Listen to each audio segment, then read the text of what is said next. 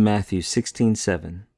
Hoi de dialogizanta in haautois legantes, hati artus uk elabamin. I'll remind you that right before this, Jesus has told his disciples to watch out for the yeast of the Pharisees and the Sadducees.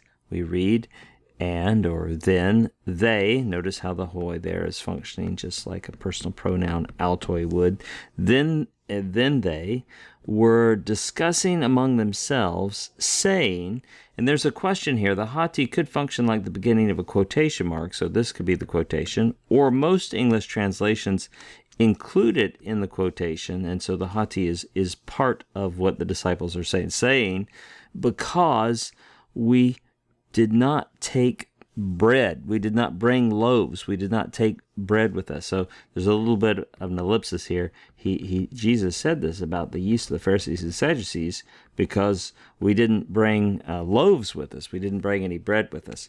All right, let's look at a few things. So this dialogizanta, you probably recognize at the beginning that dia. You think, I bet that originally was dia like this, and that is an augment. You are correct. This is from dialogizomai, which has a range of meaning: to dispute, to argue, to discuss. And so here we have an imperfect middle indicative. See how it's a middle preference verb. It's one of those verbs of reciprocity. You can't really have this happening without two parties. If you remove a party, you can't discuss or argue, in the normal sense of the word. Imperfect middle indicative, third person plural.